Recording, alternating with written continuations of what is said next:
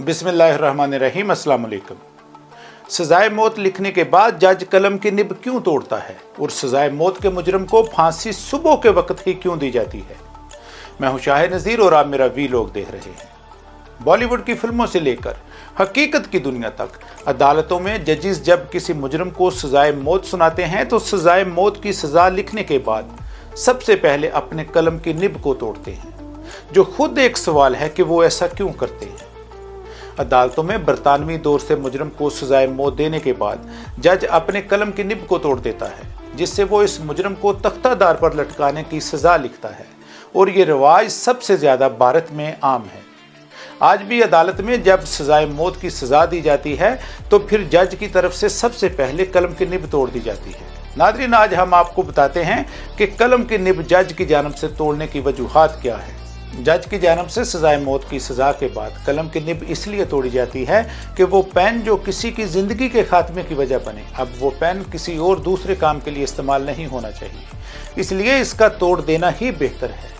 Pen की nib तोड़ने की एक वजह यह भी है कि जब एक बार जज किसी को सजाए मौत की सज़ा सुना दे और लिख दे तो फिर कोई इस सज़ा को तब्दील ना कर सके और ना ही वो अपने हुक्म की नज़रसानी या इस फैसले को फौरी तौर पर मनसूख कर सके।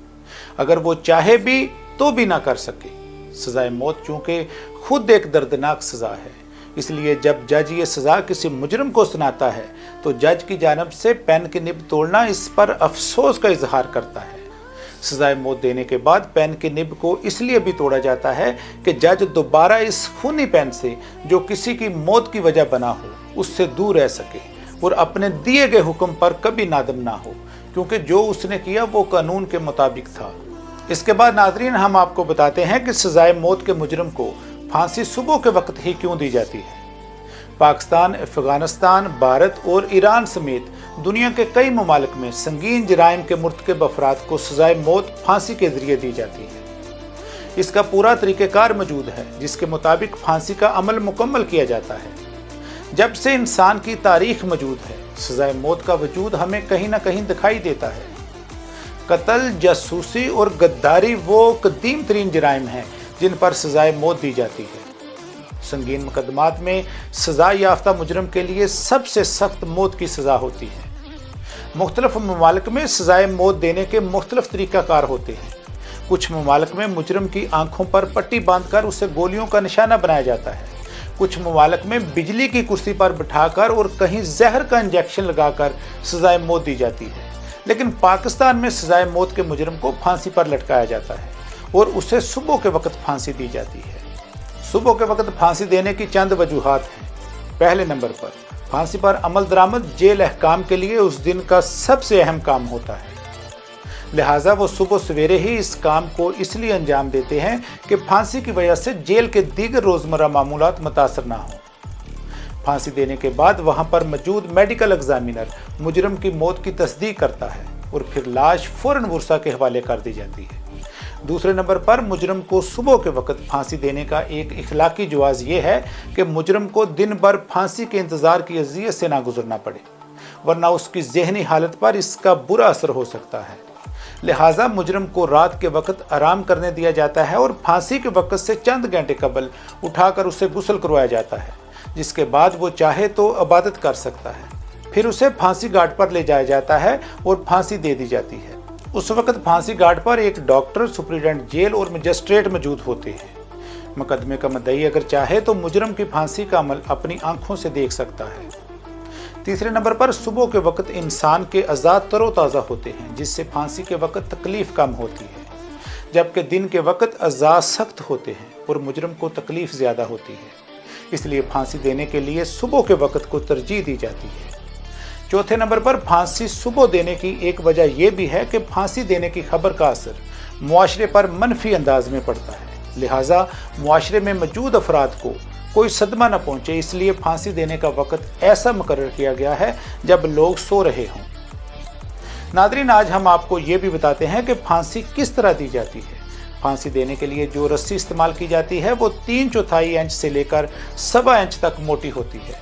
उस रस्सी को फांसी से कबल गर्म पानी में उबाला जाता है और खूब खींच तान कर सख्त किया जाता है ताकि उसमें लचक और गमाव खत्म हो जाए। रस्सी में जो गिरा लगाई जाती है उससे मोम या साबुन से खूब चीकना किया जाता है ताकि तख्ता खींचने के बाद वो फंदे को गर्दन के गिर्द अच्छी तरह कसने में मदद दे। फांसी से कबल कैदी के हाथ और टांगें दोनों बांधे जाते हैं, आंखों पर पट्टी बांधी जाती है या फिर चेहरे को ही ढांप दिया जाता है। फिर फंदा उसकी गर्दन के गिर्द डालने के बाद गिरा को बाएं कान के करीब रखा जाता है। फांसी देते हुए उसके पैरों के नीचे से तख्ता खींच लिया जाता है और उसके जिस्म का पूरा वजन उसकी गर्दन पर जोर डालता है, जिससे गर्दन की हड्डी अक्सर टूट जाती है और अक्सर नहीं भी टूटती। अगर मुजरिम का वजन कम हो या रस्सी छोटी हो या फंदा गलत जगह पर कसा गया हो तो गर्दन की हड्डी टूटने में वक्त लग जाता है और मौत सिर्फ दम घुटने से आहिस्ता आहिस्ता वाक़या हो जाती है।